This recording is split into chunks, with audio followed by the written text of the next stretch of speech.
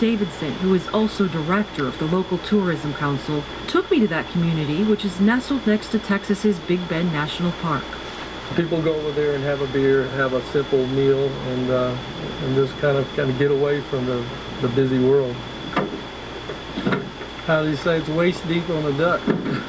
The crossing to the Mexican town was closed in 2002, cutting off American tourism from across the river. This is part of the experience, right? Now this is the classic Boquillas experience. So you take the boat, you come across, you pay $5, you do the burro. Ride a donkey. Then you go in and get a beer. Yep. We rode to the center of Boquillas on a burro. Unpaved roads are lined with only a few bars and restaurants.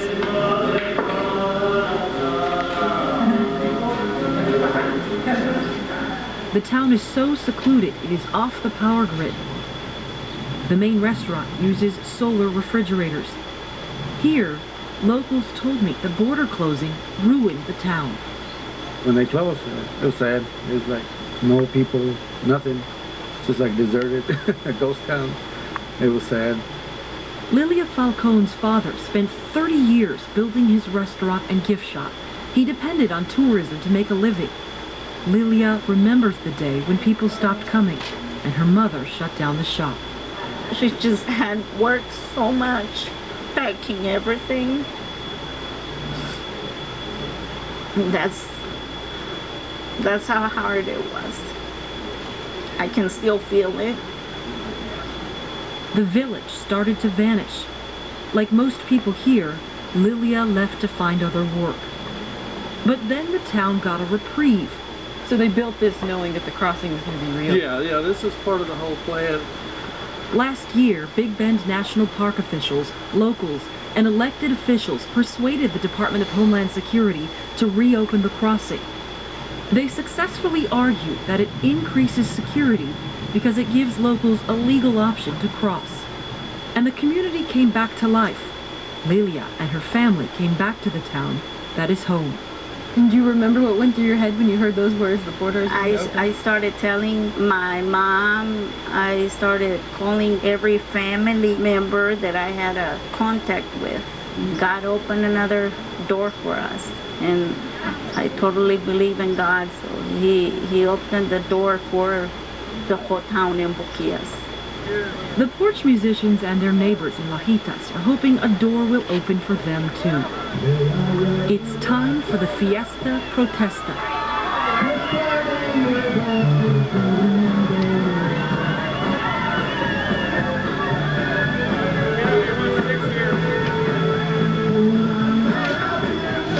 Under the watchful eye of border agents, townspeople test the waters, crossing to the other side, technically illegally, to reunite with family or friends. I'm afraid of the immigration. Brisa Garcia lives in Texas, and because of the closed crossing, she hasn't seen her sister in 2 years. It's been a year since she hugged her mom. And without this being open, how far do you have to travel in order to see each other? 4 hours. She doesn't want to be arrested, so she sent her daughters into the water to deliver flowers. Gradually, the border became invisible, and the family from Mexico crossed over to the Texas side to spend this day together, like old times. Tell me how that was walking through the river to get here. I can't explain it. Something real nice. Throughout the day, hundreds of people defied the law, including Texans like Mike Davidson and his band, who crossed over to the Mexican side to play and sing.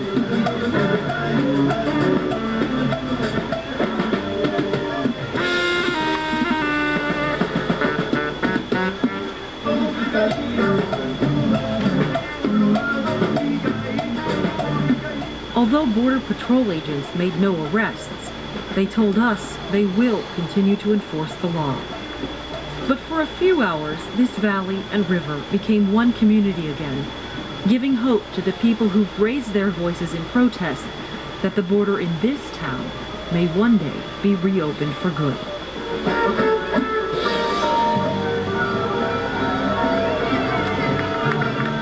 Lori Jane Gliha, Al Jazeera, Lajitas, Texas. And that's it for us here on America Tonight. Please don't forget Monday night, Pipework.